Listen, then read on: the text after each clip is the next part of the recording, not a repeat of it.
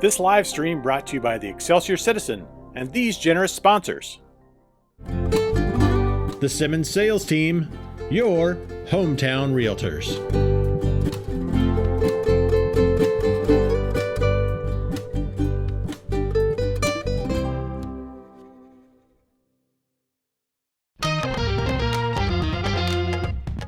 Our Excelsior Springs Hospital, where better care is right in your backyard.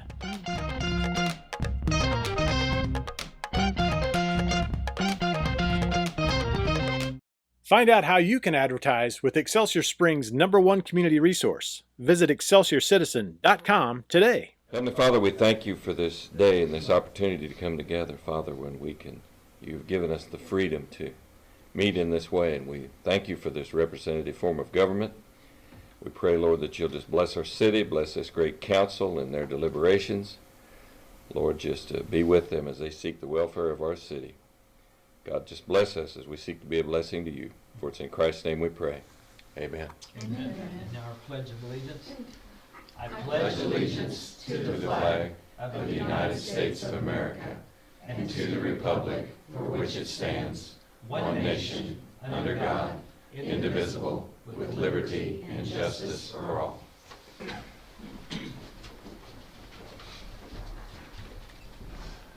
Roll call, Shannon.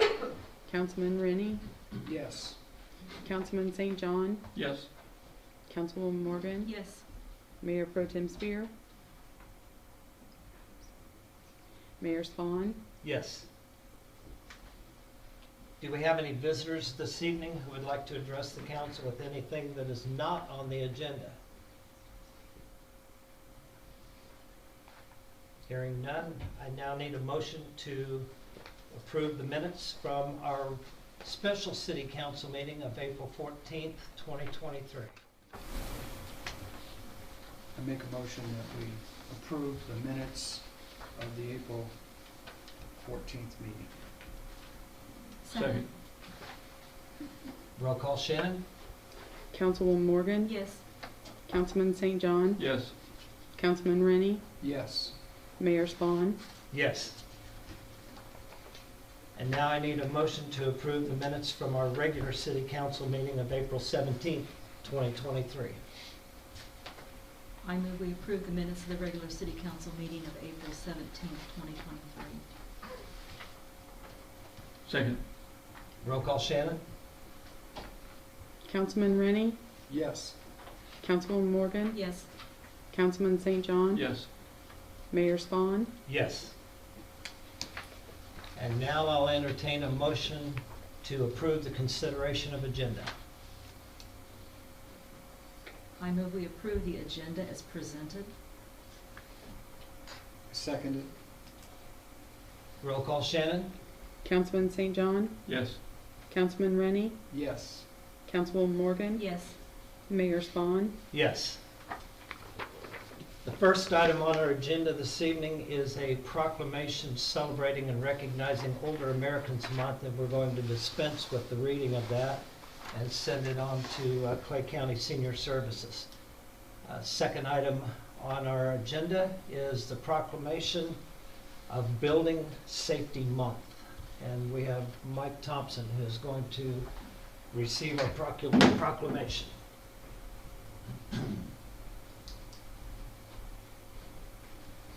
Is this fine, Jason? That's fine.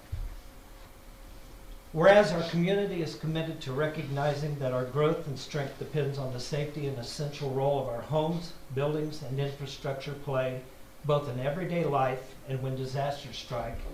And whereas our confidence in the resilience of these buildings that make up our community is achieved through the devotion of vigilant guardians, building safety and fire prevention officials, architects, engineers, builders, tradespeople, design professionals, laborers, plumbers, and others in the construction industry who work year-round to ensure the safe construction of buildings. And whereas these guardians are dedicated members of the International Code Council, a nonprofit that brings together local, state, territorial, tribal, and federal officials who are experts in the built environment to create and implement the highest quality codes to protect us in the buildings where we live, learn, work, and play.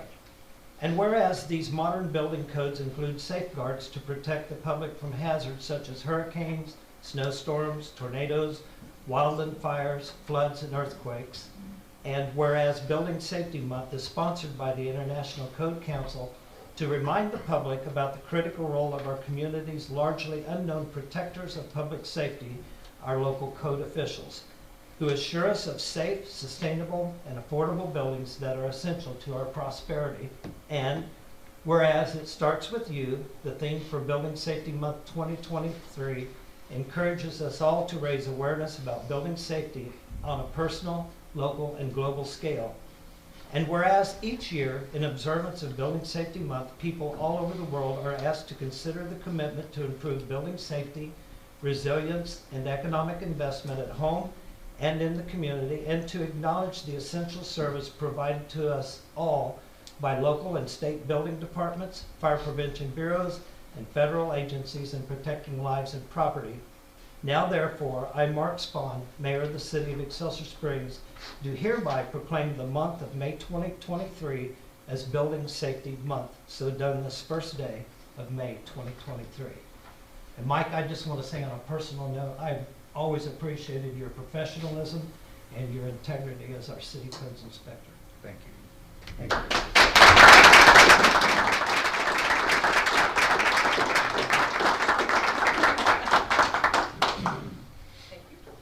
Thank you, Council. Thank you, Mike.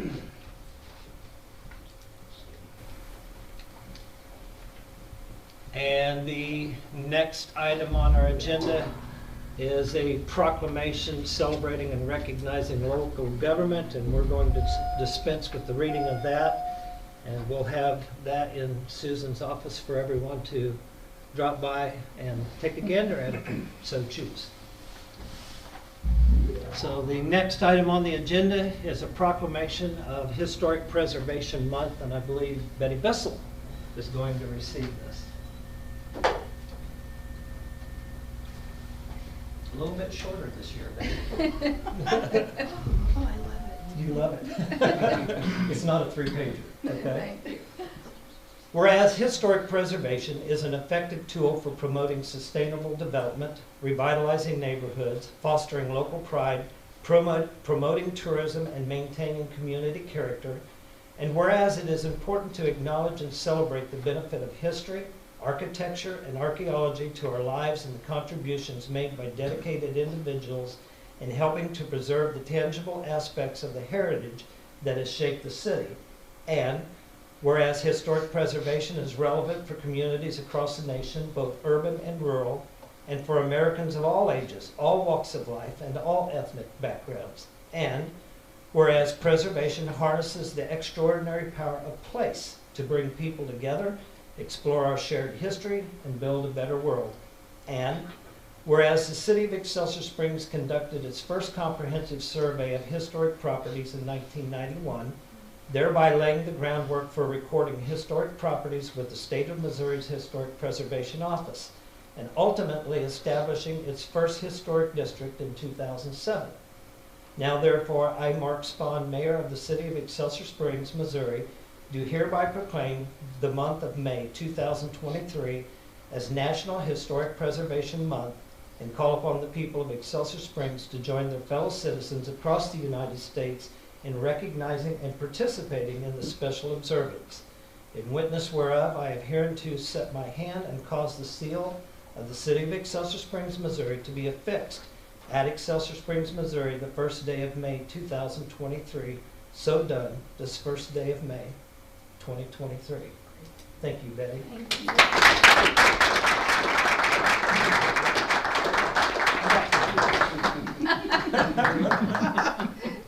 Try to get away. Thank you.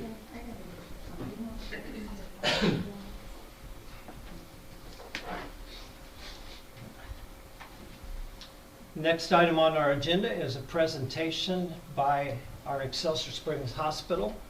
And Kristen D. Hart is going to, can we have that drum roll and that tuba? Stop. thing? No, really, go right ahead. All right, as we get this up. We'll need to go, do I have control, Susan? I'm sorry. To go backwards. There we I go. believe so. Okay, and we're there, right? Yes. All right. Mayor Spahn, how fun to say that. Members of the council, thank you so much for allowing me to present to you tonight. It's an honor. I'm Kristen Dehart. I'm honored to be the hospital's CEO. June 2nd will be my 6-year anniversary. And I think doing this for 5 years, I'm probably just as nervous as I was meeting with you all that first year. But I understand from Laura that my esteemed colleague Nate said that his presentation would be about 45 minutes, and I hope to get us out of here sooner than that. So Laura, hopefully it won't be quite that long. This is our annual report that is due to our city council every year. And it's an honor to give this on May 1st. May Day is always a very favorite day of mine in our lifetime. So a lot of great things happening. And so we'll just keep moving right ahead here through the report. Our review of 2022 was quite an amazing year for Excelsior Springs Hospital. Still coming out of COVID, getting able to breathe a little bit and really celebrating our teams. And what a great team it is to celebrate. We have gone from about 180 employees up to about 315 employees in the last 3 years. And so amazing growth happening with those programs that we've got going and people really loving and believing in our culture. This next slide is an award that was received last April, which was part of our 2022 year. But I thought the quote below was very appropriate. When you look back on the past year, don't think about the pain that you felt. Think about the strength you gained and appreciate how far you've come. Give yourself credit for resiliency and step forward with grace. And this award was from the Coalition on Resiliency. And I really do believe that is kind of our future of rural health and of healthcare in the world today. Right when you think that you can take a breath and things are good, there's another one that just comes and smacks you in the way that lets you know that you've got to continue to keep working and continue to work through the challenges that are continuing to happen. I also need to take the minute just for a moment, and I'm so sorry, Tim Pence is our board president and is here with me tonight. And Tim has been our board president now for 3 years, going on 4. And we are so excited to have Tim and his leadership. We have an amazing board that works with us every day. And thank you, Tim, for being here. I'm going to have to take 1 second and grab my glasses, if that's okay. I'm sorry. I'm so sorry. I just learned this week in July I'm going to be 57, and I thought I was 57. Already, so I get another year, but my eyes are really feeling it. So sorry. Wow, now we can really see. In 2022, our numbers really do tell the story, and we're super excited. If you look at this slide, our most critical indicators that we have in every area, with the exception of surgery was down just a tad bit, significant growth and mainly double-digit growth in all areas. Our patient days up, emergency room visits are up about 100 visits per month and continuing to grow. Home health and hospice, when we look at this in the last year, the Liberty Home Health and Hospice closed nearly overnight, and we absorbed about 50% of their volumes, and that continues to grow with the visits happening there. You can see from lab in 2021, which is this indicator in the first column compared to the data point in 2022, lab, the 429,000 tests that were done in 2021 included all of our COVID testing that was done as well.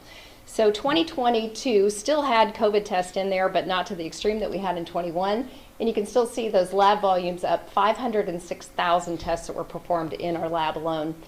Outpatient clinic continues to grow. Pharmacy as well, with the closing of the Monroe pharmacies back in the end of 2021. Our pharmacy dosages went from about 57,000 up to 70,000 doses in the year 2022. And that continues. Our outpatient pharmacy is now dispensing over 100 prescriptions per day and continuing to grow. Thank you to all of you for utilizing the pharmacy services. Physician clinics continue to grow, 14,658 visits up to 17,500 visits, and that was before the addition of our 2 new primary care doctors, so those volumes continue. Radiology continues to grow, therapy services, and one that I think most of you have learned that our cafeteria is the bomb and doing some really great things. Our meal services, when you think about 3 meals a day for patients, and our average inpatient census is somewhere between 8 to 10 patients a day, meals served went from 26,000 meals to 56,000 meals in 2022. So our outside population are folks that are coming in for outpatient services to see their physicians, and now even community members are coming in, utilizing the services and enjoying the meals that they're having there. So I did hear, Mayor Spahn, that you and your family were having lunch with us the other day. Thank you for that. Chad's almost there every day. Thank you, Chad.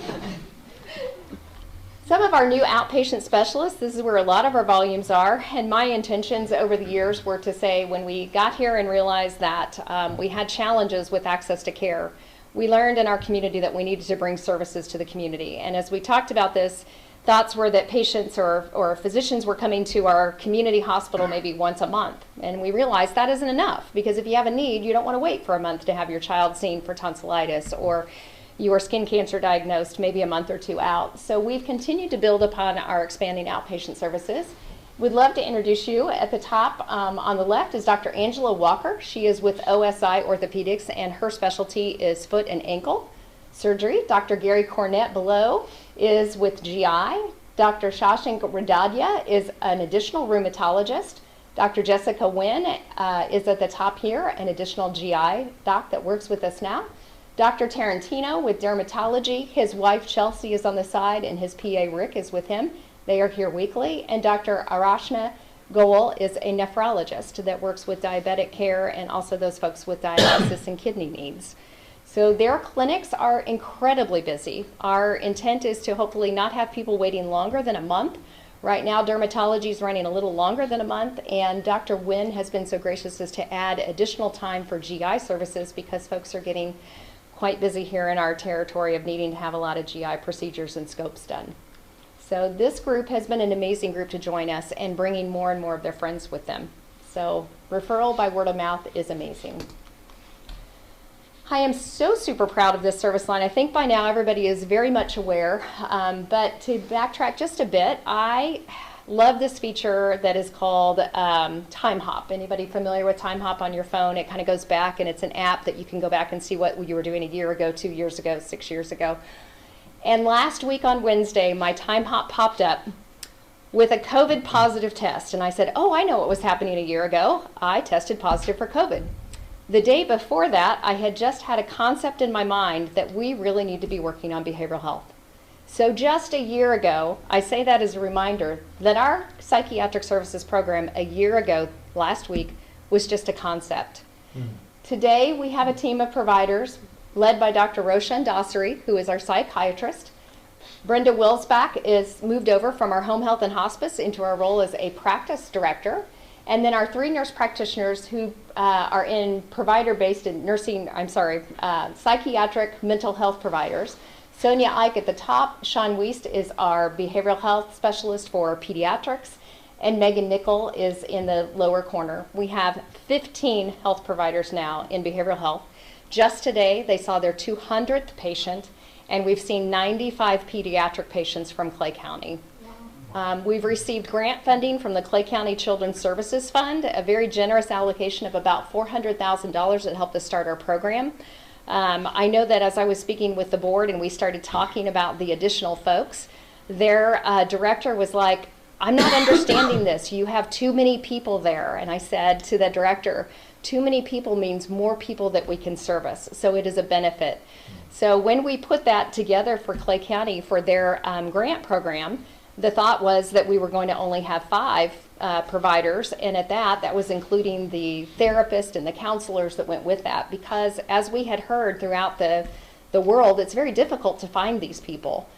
And a matter of time, by the time I talked with Dr. Dasari back in August, he started with us, I think August 1st, the team between August and September moved from 1 person to 8 people and moved up to 14 very rapidly.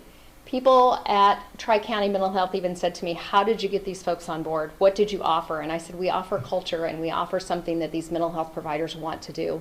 They want to have a team. They want to have the complete collaborative care concept. And talking with Dr. Dasari, we initially were talking about only working with pediatrics. And Dr. Dasari lovingly reminded me that little children come from troubled families, and their families need as much support as they do. So this team is a dream team. And actually today, I can't say just yet, but today we actually had an interview with our doctorate of psychologist that is probably going to be coming on board with us very soon because the interview went very well. So this team is doing great things. Their anticipated volumes in 2023 will be somewhere around 700 patients seen. That's how quickly this service line will grow. After years of not having pediatrics in the community, we also went on the hunt for pediatricians. And again, culture out there. Dr. Josh Umscheid has joined us. Dr. Umscheid has a specialty in pediatrics and also a residency in orthopedics. This is something that most of the Children's Mercy physician pediatrics don't even have. So we're getting referrals from Children's Mercy now for Dr. Umscheid. Think about your children that are born with some birth defects or maybe club foot. Your kids that are out on the soccer field, sprains and strains and concussions and all these fun things. And Dr. Umscheid is so excited to see all of these patients. Anywhere from babies, I think the first patient that I saw him with was about a 5-day-old baby that needed to be circumcised. I thought, oh, poor little thing. All the way up to seeing 17 and 18-year-olds. We also had the opportunity to hire Dr. Paul and Dr. Melanie Lively, and they are physicians, pediatrics that are over in Liberty. Their base is in Liberty, and so while they are able to come to Excelsior and work in Excelsior and also did some time for us up in our Lawson clinic, we have set Blue Skies Pediatrics in the Liberty area so that their clientele can still find them right there locally in Liberty. So between the two, between Dr. Paul and Dr. Melanie and Dr. Josh, there is a lot of collaboration going on. Dr. Dossery also gets involved for those kids that need those behavioral health challenges or mental health challenges. And the teams are just doing remarkably well together. They all get along so well. I'm like a very proud mom that all my kids are enjoying one another. And then Dr. Heather Wilson and Dr. Nolan Garton, what a dream team to be able to find a husband and wife team. Both are DOs, and they joined our organization back in August in primary care. And if you have not had a chance to meet Dr. Nolan and Dr. Heather, they are a remarkable team and already quite busy. So we are rearranging our schedules on the primary care and making visits a little bit shorter so that we can accommodate the needs of these patients that are coming in. And they have been quite busy and very, very successful. I will share a story about Dr. Nolan. He is military by background. And so when you talk to him, he's a little bit astute, a little tough to talk to sometimes, not real warm and fuzzy. But my understanding is last week he was at the community center and did an educational session on stroke rehabilitation and what stroke is and what atrial fib is. And with a microphone, the guy went magic. Our team was like, oh my gosh, I've never seen anybody so talkative.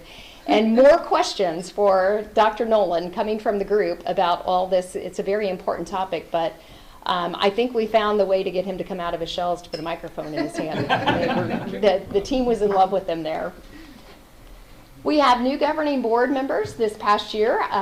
Thank you all. Kathy Roberts, who works for Central Bank now out of Lawson, is one of our newest board members, and she joined us back in October. You're looking ahead. You're cheating from Central Bank. And then Jesse Hall, of course, the man, the myth, the legend, needs no introduction. But what wonderful additions to our board, and truly feel so, our board members are just so supportive of the work that we're doing. They ask great questions, and they're so incredibly amazing to work with every single day. So we thank you for the additions of Kathy and Jesse to our board. I think we have great representation. Expanding our role, of course, our community connections. Since I've been here, I hope you all know that we are nothing without our community. And so the first thing I did 6 years ago and continue to do now with our teams that are involved is getting engaged and being involved with our community and our community connections. This picture was near and dear to me at the top.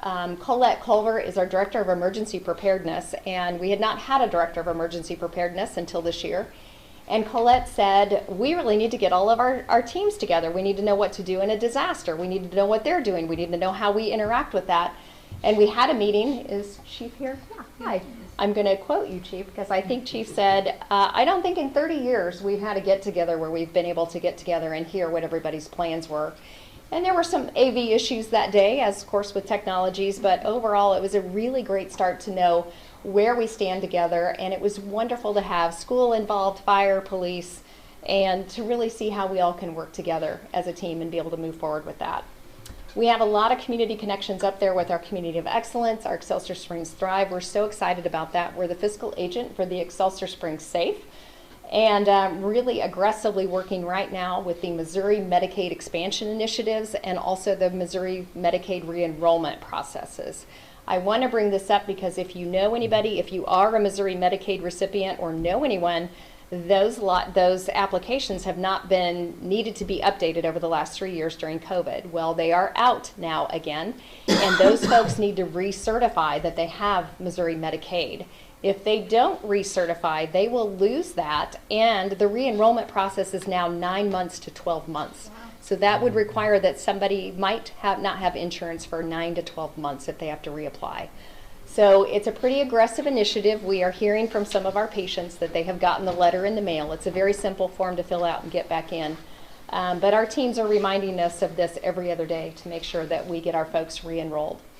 And then our community education piece was again a concept. Jesse Hall talked to me about that when I first got here, and was talking about, wouldn't it be great if we had a community educator that would come and share time between the community center and between the hospital and bring community education in? And I said, gosh, Mr. Hall, that would just be wonderful. And I walked out and said, that isn't going to happen.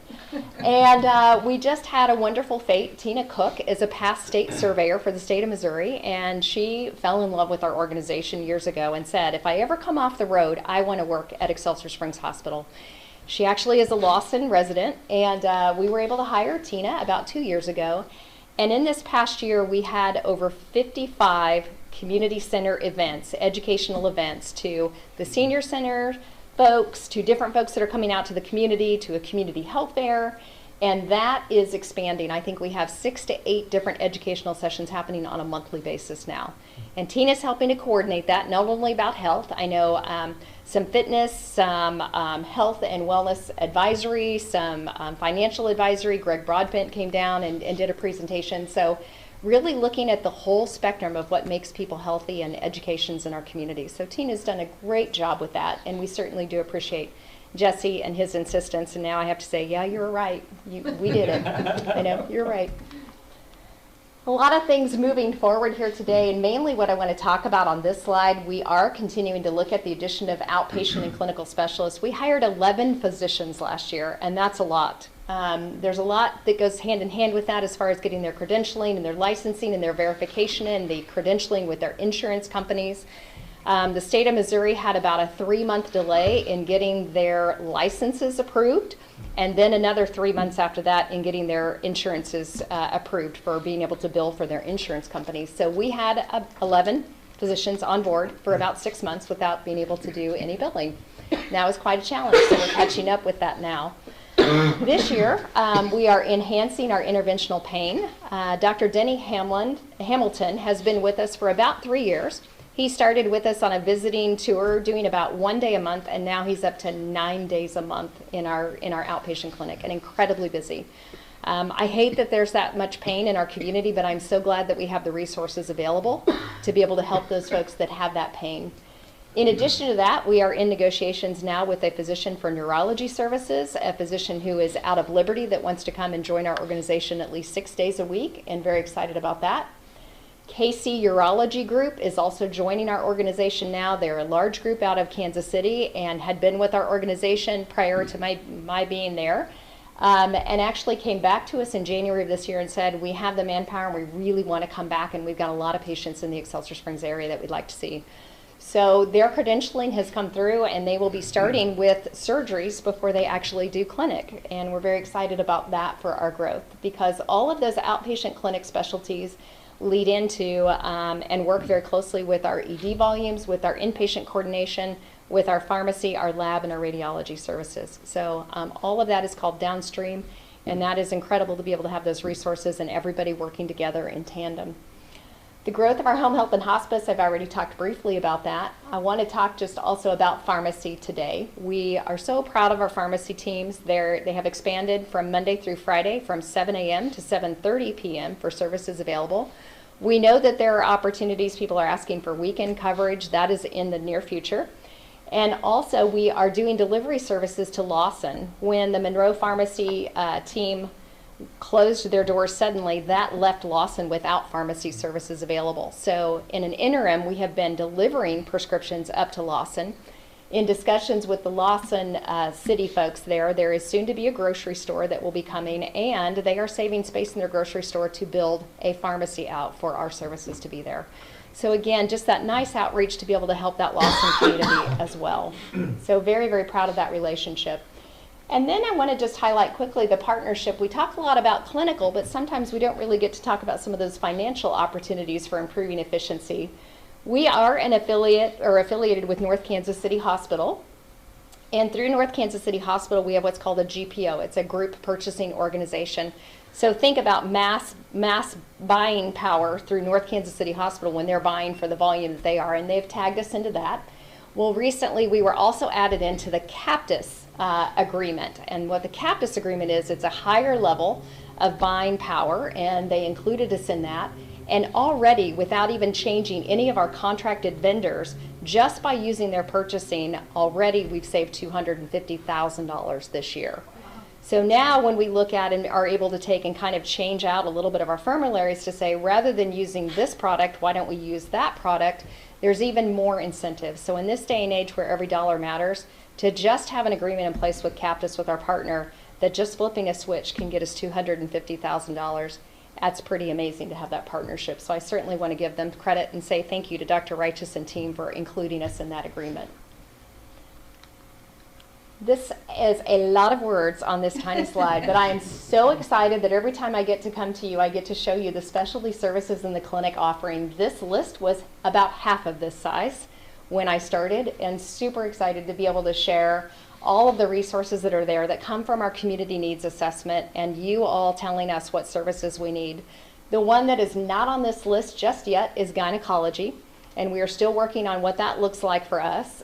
There's a lot of community needs that talk about obstetrics, and there is a lot of need for pregnancy and prenatal care, but we will not be doing deliveries at our hospital. Not going to be doing that for any time soon. But if we can work with that, we have a lot of folks in our community that are kind of high-risk pregnancies and they don't seek care. And so as we're talking through the community of being able to utilize those services, have our nurse practitioners or our physicians available to deliver that good, competent care so that when those patients deliver down at Liberty, down at St. Luke's, down at North Kansas City, wherever they choose to deliver, their babies will be safer and they'll have a safer delivery plan and then be able to come back and bring their babies back for our pediatric care. So it's a wonderful process. Cameron has told me, hold on. I'm like, but I'm ready now. Let's do this now. But so many fun things happening up here. 15 employed physicians now, 4 primary care physicians, 1 psychiatrist, 3 board certified ER docs. Dr. Hoffman has added Dr. Despain, Megan Despain, to his team as a full-time ED doc, board certified. And also Dr. Evan Slanska will be joining us in June, a full-time board certified ED. That is about 88%, take that back, 84% of our ED shifts are covered by board certified ED physicians. That is unheard of in rural healthcare. Usually it's somewhere around 20 to 22%. And that is exactly where we want to be. We want to be even a little higher than that. But Dr. Hoffman delivers phenomenal services in his team and is very, very committed and dedicated to the team of physicians that work with him. So doing great things in your ED. 3 pediatricians, 3 hospitalists on board now, and 9 nurse practitioners. So what a great staff that we have available. A lot of things on this slide too, but investing in our future. While we've been investing in all of these physicians this year, we also have had board approval of over $5 million continuing in different expenses. This side over here is different equipment. The middle is software and program and online resources and physical plant. That building is a very, very old building and it continues to deteriorate. So there are some pretty big ticket items up there, and most that I have put on that slide, each one of those are at least $20,000 or more. And so in challenging times, it's really, really difficult, and not one time have we had the board say no. They're very good to say, tell me why we need to spend it, and then having the appreciation to be able to say thank you for that. So a lot happening towards equipment, programming, and resources. Of course, it takes our community. As I mentioned, we're nothing without our community. And I say in my orientation every 2 weeks that to our new orientees, it's not enough to come to work. You need to be a part of our city. You need to learn about our city and love our city as much as I do. There's so many great things here, and being involved in our community enhances the community's appreciation and understanding of what it is that we do. So we instill confidence in our partners so that they then will give back to us as an organization. And we thank you all. This is only a few that are up there as our village.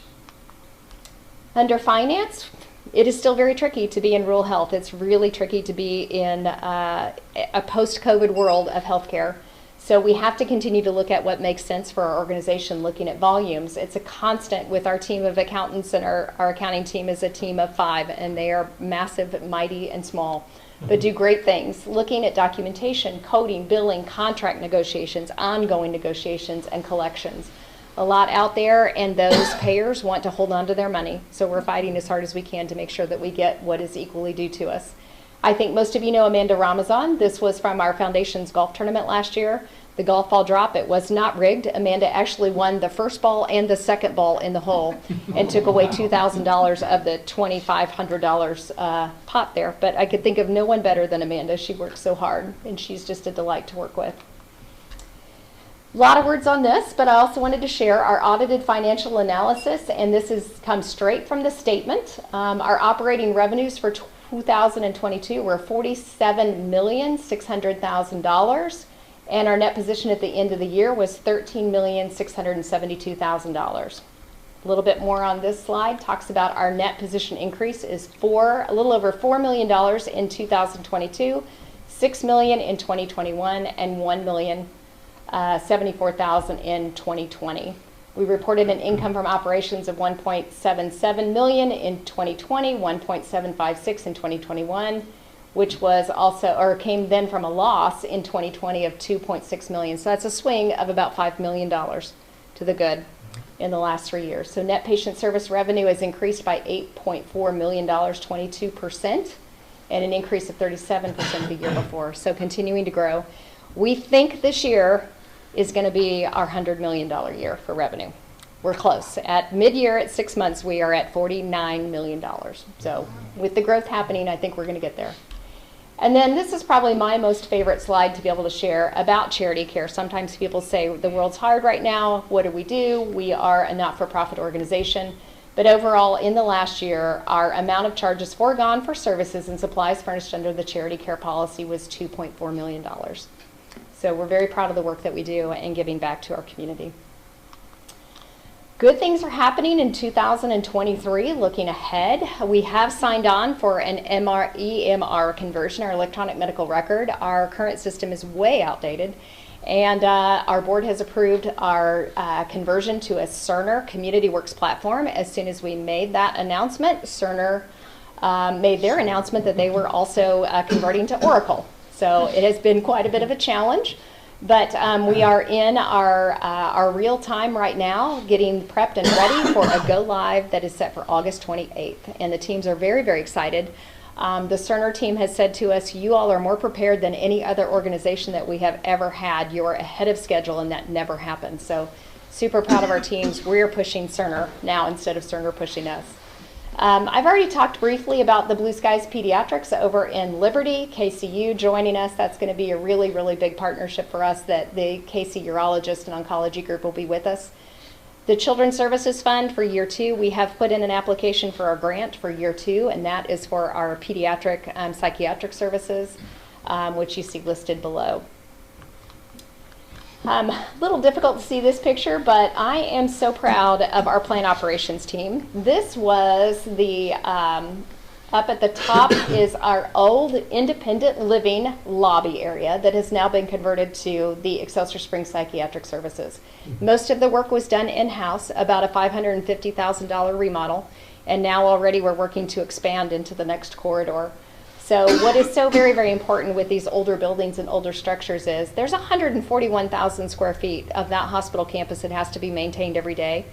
And we are still out of space right now. We're still looking for additional opportunities, but looking at what we can realistically afford and what we can fit into and where we can move people around. And this has become a really nice center, and would invite you guys to all come and visit and see how pretty that is. So assessing all alternatives, remote workspaces, shared offices, and still looking at what that 1-year, 3-year, and 5-year plan looks like. We are anticipating a state survey this year. The state of Missouri is behind. We were supposed to have our survey every 3 years, and we are at 4.5 right now. So they are due by November, and we are expecting them to be in really at any time. But we know that there are at least 5 hospitals ahead of us that are further behind in the schedule than we are. So it's nice to have that state survey or person in your back pocket that has friends.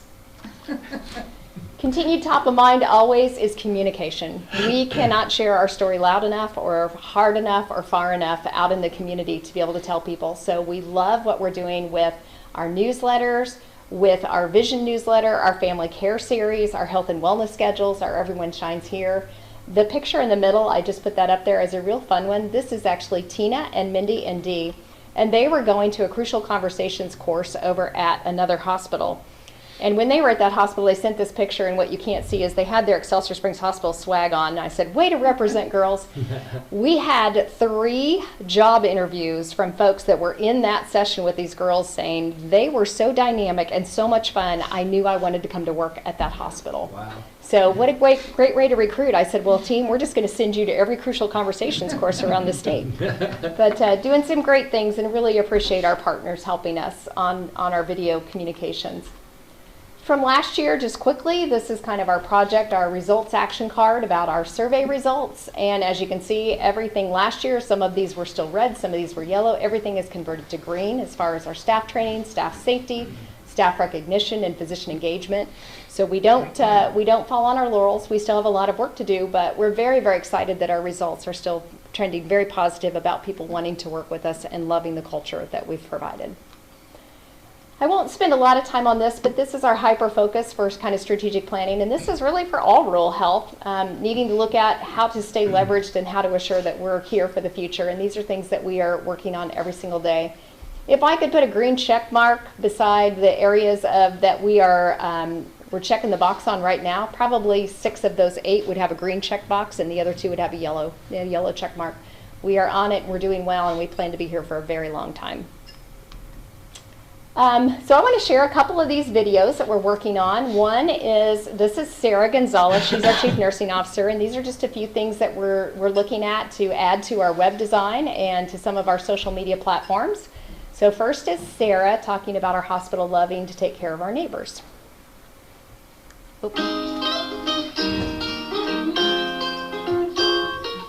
We have lots of specialties here. We have an outreach clinic. We see dermatology patients and nephrology now, and oncology and GI, and all of those specialty services you would see at kind of the big city hospital, we bring here. It's really important for us, for you to be able to receive care in the community in which you live. You shouldn't have to travel 30 minutes to go see good providers. Those providers are here, and those providers love being here, and we love having them. Those providers are calling their provider friends and saying, hey, there's a really great thing happening at Excelsior Springs Hospital. We want you to come over here and check it out. We have a surgeon who's done more Da Vinci robotic surgeries in Kansas City than anywhere else. I think over 1,500 robotic surgeries in his career. We have a hospitalist team now that is worked at much larger organizations, covering some complexity to care that we weren't able to provide before. Patients that we used to have to send down the street and out of town to be taken care of, we can do that here now. And the nursing staff are happy to take care of those patients and love seeing a little bit more complex patient and love being able to take care of their neighbors. And then, let's see. Am I able to do this, Susan, or are you doing it? I'm sorry. I'll stop clicking.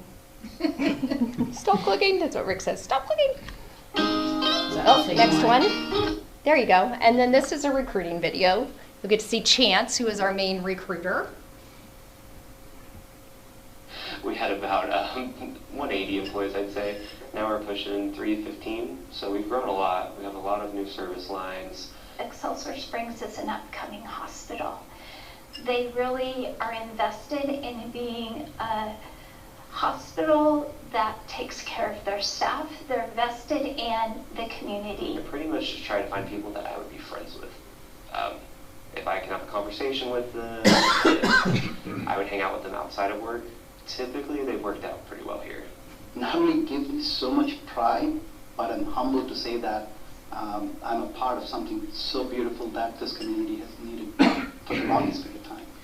It's like they are just overjoyed. Yeah, and I'm so happy by it. Hire more employees than we did the previous year. That's my personal goal. But right now we have a new service line for psychiatric services. So that's been my big project of trying to find those providers and get that service line up and running. I love coming to work and knowing that Kristen, our CEO, knows my name and asks about me, how I'm doing, how my family is. She knows my kids and she cares.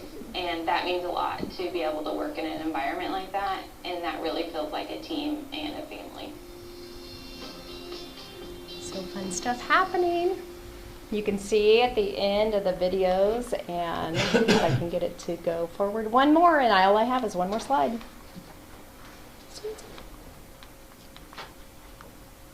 I think you're in control. We had about one more. There we go. And there we are. There is our mantra, empowering strength and hope, and all of our different service lines that we have right now. It's grown significantly, and I'm so proud of everybody in the team, and I thank you all for your support. And I'm happy to take any questions. Was it 45 minutes long? Kristen, I would just like to say I did not detect a bit of nervousness. So. Well, thank you. Thank you, sir. Yeah. I appreciate it. Thank you for your time. Very exciting presentation. Thank you. Thank you. Thank you.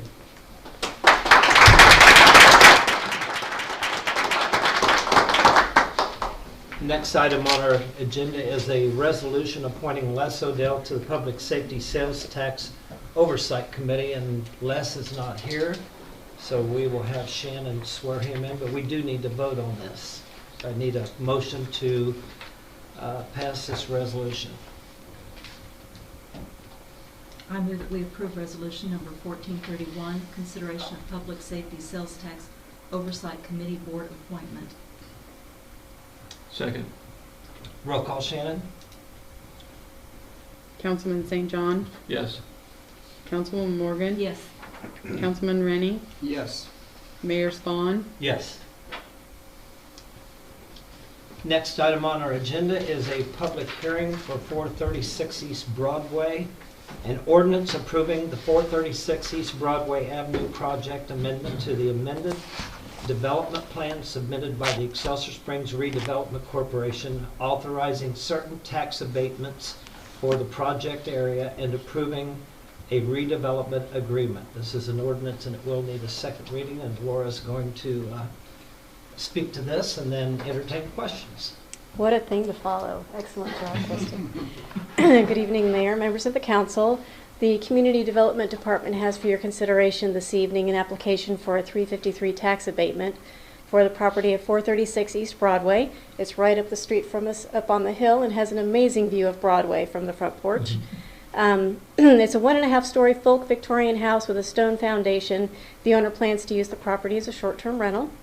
Planned improvements include an entire remodel of the interior, new plumbing, electrical, HVAC, improved sewer and water line, patio and parking pad, grading, landscaping, and retaining wall, windows and roof repair, paint and front porch repair. The sidewalk will be replaced, which entitles the owner to an extra 3 years of abatement at 50% of the value of the improvements. The project was approved by the Historic Preservation Commission on March 8th of 2023 and was considered by the Redevelopment Corporation on April 13th, 2023 and was approved. This project meets all the requirements listed in the residential guidelines. The projected expenditures total $125,100 for the interior and exterior work. It qualifies for tax abatement at 100% for 10 years and then 50% abatement for 3 years, or the cost of improvements, whichever comes first. It's a property owned by Gilead Investments, Mayor Mark Spawn's organization, and I'd be happy to answer any questions, and our applicant is present if you have questions for him about the project. So do we need to officially open for Yes, we public need hearing? to open. I move to open the public hearing for the 436 East Broadway Avenue Commercial Chapter 353 Tax Abatement Application. Second. Roll call, Shannon? Councilwoman Morgan, Yes. Councilman Rennie, Yes. Councilman St. John, Yes. Mayor Spawn, Yes. No, abstain. I'm sorry. Cannot do that. Is there anyone that would like to make a public comment? Hearing none, do we have a motion to close the public hearing? Move to close the public hearing for consideration 436 East Broadway. Seconded. Roll call, Shannon? Councilman Rennie, Yes. Councilman St. John, Yes. Councilwoman Morgan, Yes. Mayor Spawn, Abstain. Okay, an ordinance approving the 436 East Broadway Avenue project amendment to the amended development plan submitted by the Excelsior Springs Redevelopment Corporation, authorizing certain tax abatements for the project area and approving a redevelopment agreement.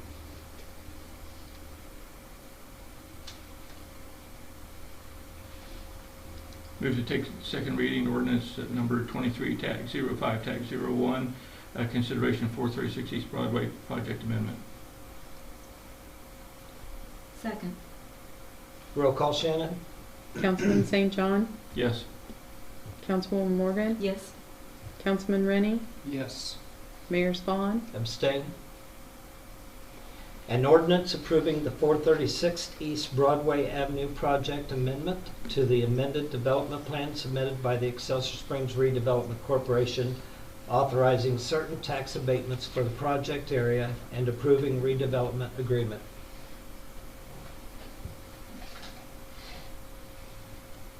I move that we approve ordinance number 23-05-01,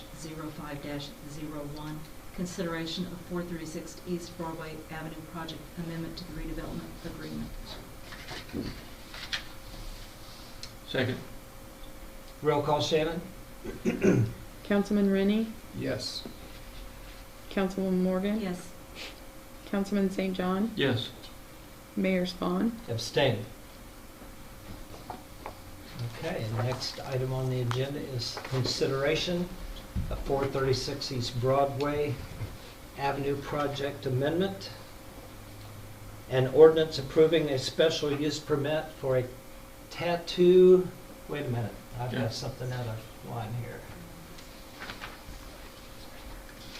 I think you are right. No, it's on Italian Way. Yeah, What's that? the Italian Right, way, it's the and it is the tattoo. Okay. An ordinance approving a special use permit for a tattoo studio in District C3 Service Business District at 1097 Italian Way, City of Excelsior Springs, Clay County, Missouri. Doug Hermes, our council, what is your title, Doug? Planning consultant. Planning consultant, that's what I was trying to say. He's going to speak to this and entertain questions. Thank you, Mr. Mayor, members of the council. So this application was for a tattoo parlor was approved as a special use permit 2 years ago.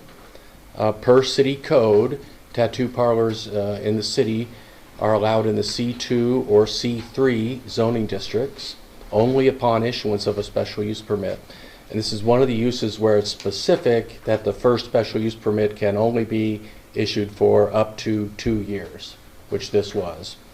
Then the Planning Commission and City Council are afforded the opportunity upon a reapplication to renew, to review and then consider issuing a new special use permit.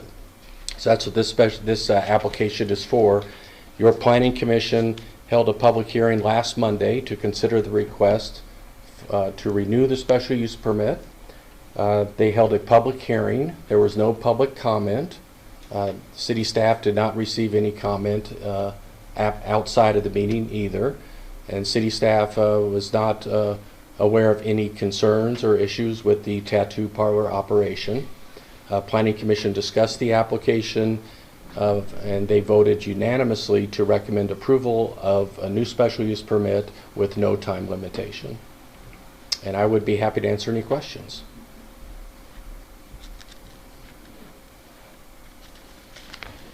Thank you. Thank you, Doug.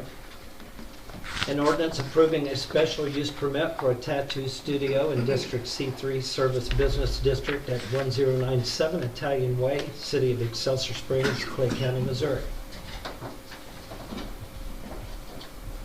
Move to take ordinance 23, TAG 05, TAG 02 to second reading, special use permit for tattoo operation at 1097 Italian Way. Second. Roll call, Shannon? Councilwoman Morgan, Yes. Councilman St. John, Yes. Councilman Rennie, Yes. Mayor Spawn, Yes. An ordinance approving a special use permit for a tattoo studio in District C3 Service Business District at 1097 Italian Way, City of Excelsior Springs, Clay County, Missouri.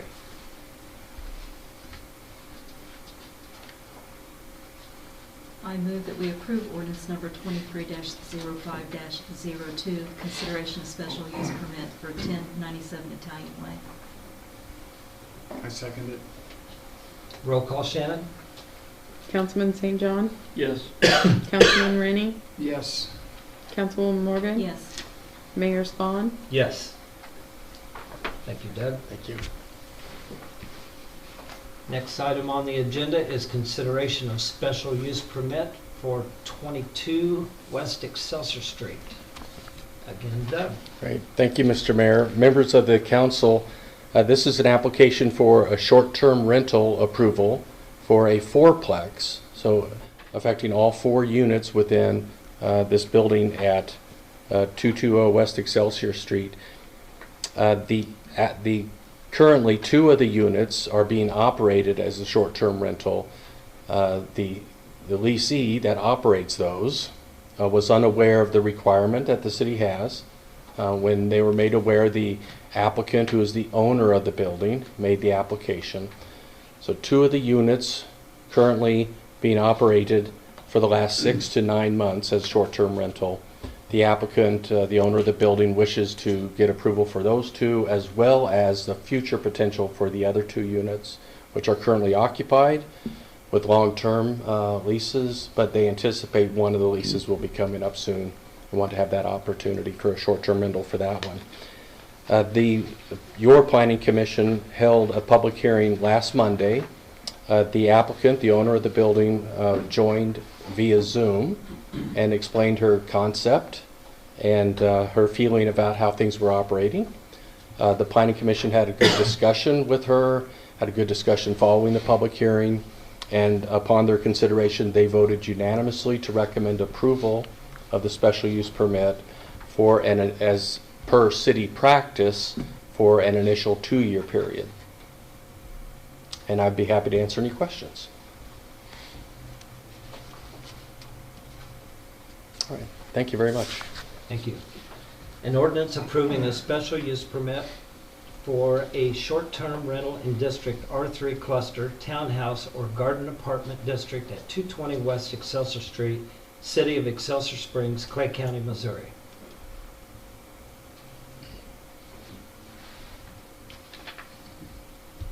I move that we take ordinance number 23-05-03, consideration of special use permit for 220 West Excelsior Street, to second reading.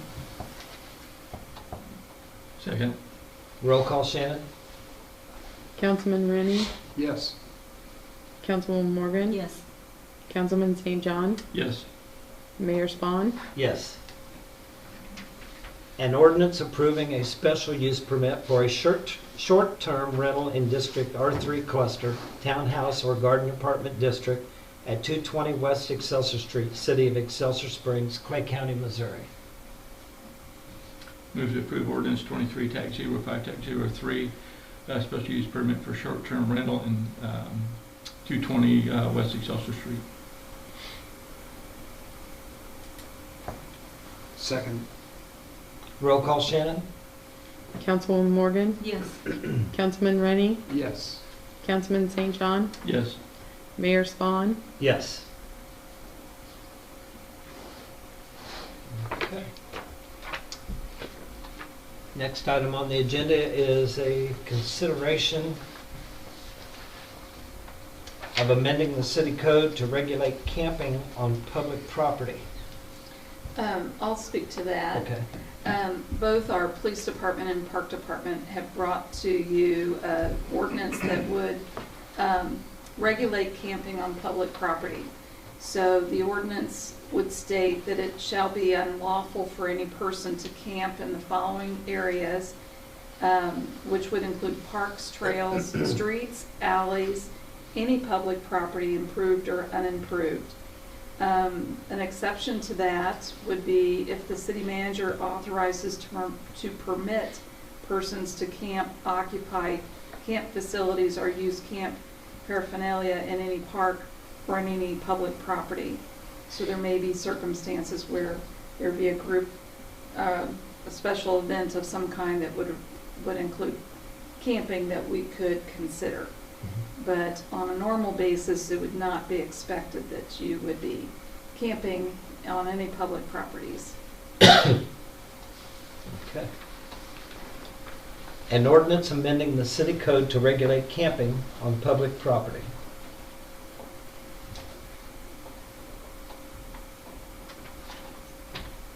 I move that we take ordinance number 23-05-04, consideration of amending the city code to regulate camping on public property, to second reading.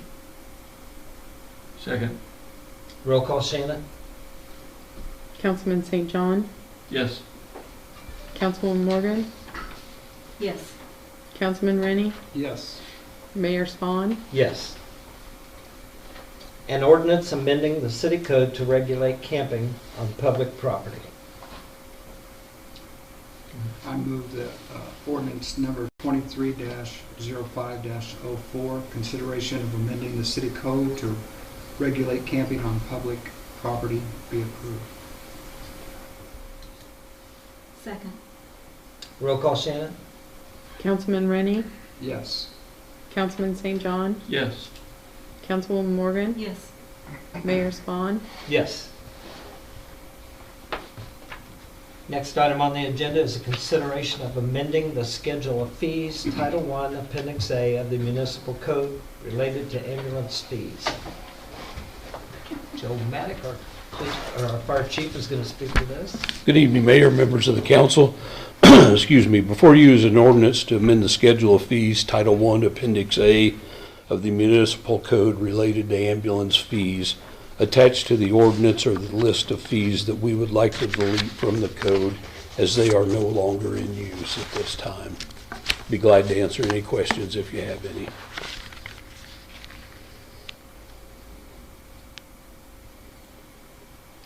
Just for grins, did we use this at one point in time? We did. Okay. We did itemized billing, Okay. and then we got away from that, and we do inclusive billing now. Okay.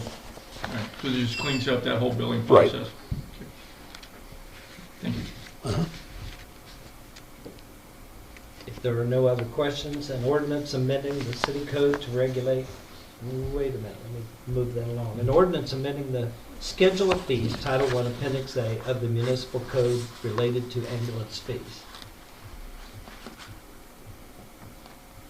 We have to take ordinance 23-05-05, consideration of amending the schedule of fees, Title I, Appendix A, Municipal Code related to ambulance fees, to second reading. Second. Roll call, Shannon? Councilwoman Morgan, Yes. Councilman Rennie, Yes. Councilman St. John, Yes. Mayor Spawn, Yes. An ordinance amending the schedule of fees, Title I, Appendix A of the Municipal Code related to ambulance fees.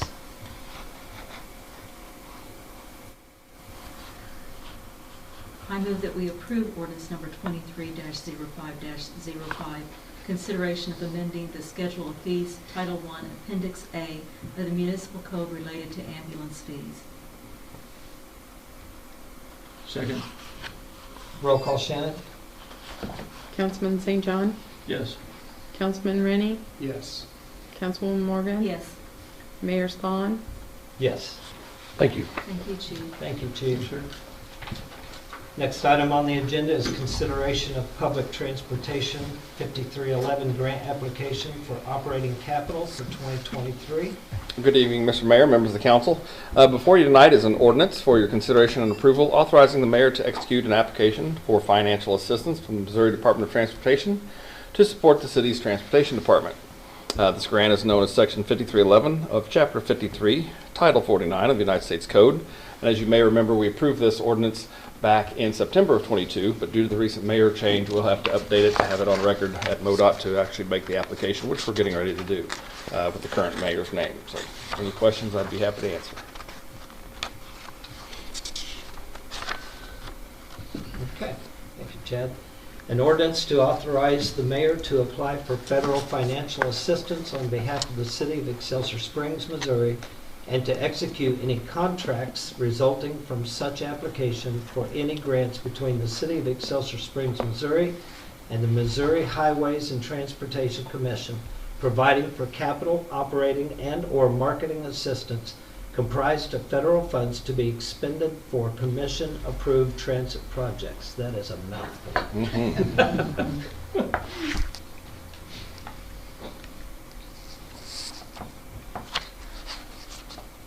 Move to take ordinance 23-05-06, public transportation 5311 grant application to second reading.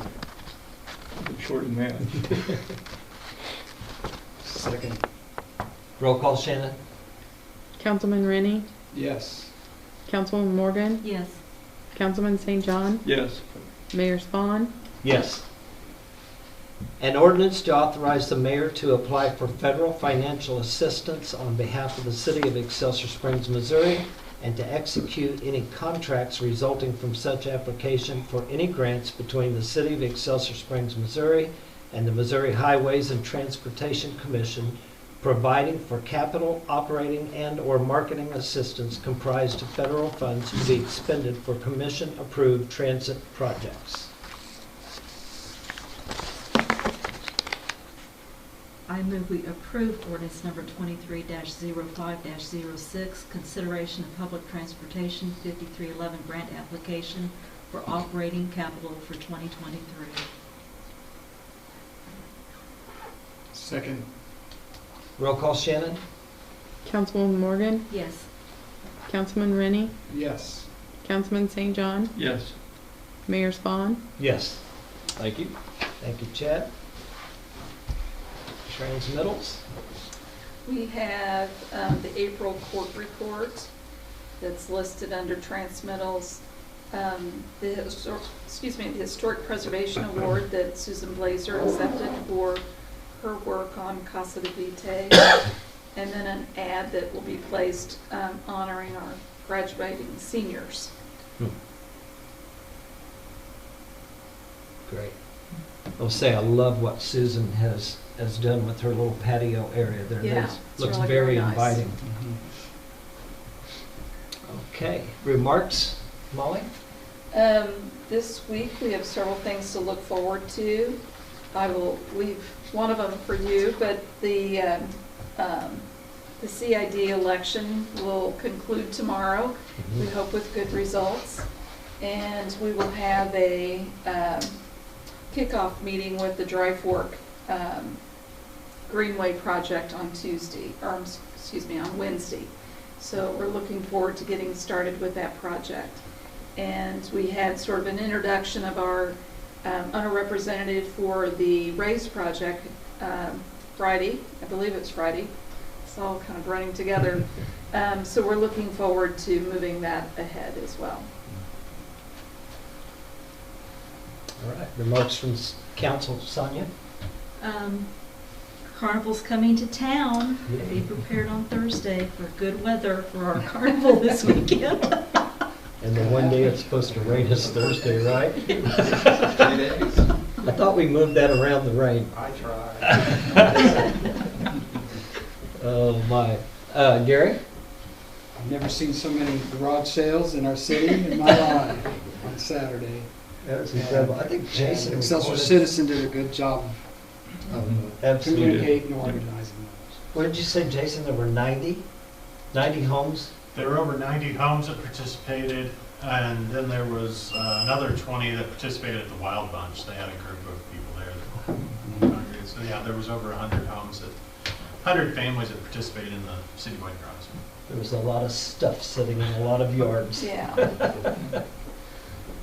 The only thing I hate about a garage sale is the cleanup afterwards, the stuff that doesn't sell. Then what are you going to do with it? Reggie? Actually a couple of things reviewing what we already went through.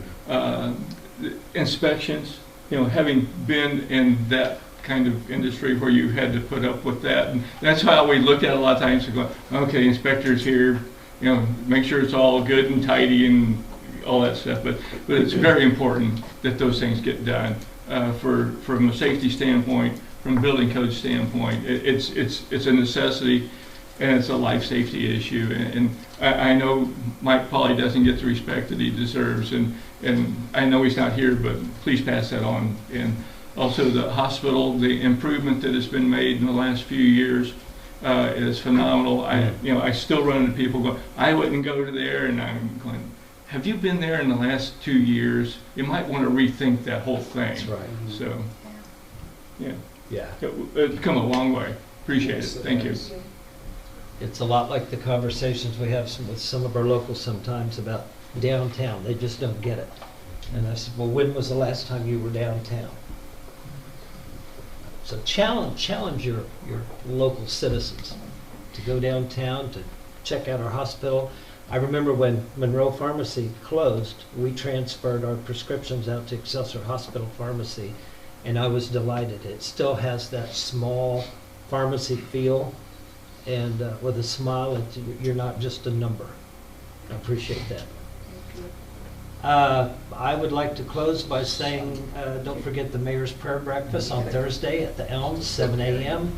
Tim Doyle is going to be the speaker. He is a pastor from the St. Joe area, and just always thankful for Mike Boudreau's part in putting this together every year. He's a champion for this thing. It was birthed out of a conversation between he and Mayor Schuette back in 2010.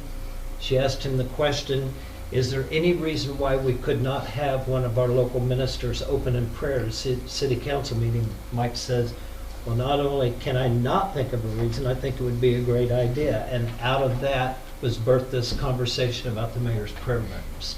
So please consider attending. There are tickets still on sale. I think Brother Mike sent me a text this morning, said we had 203 registered so far. So it's going to be another great turnout. If no other comments, I'll entertain a motion to adjourn. So moved. Second. Roll call, Shannon? Do we need a motion on adjournment? It's okay. Councilwoman Morgan? Yes. Councilman Rennie? Yes. Councilman St. John? Yes. Mayor Spawn? Yes. Meeting adjourned.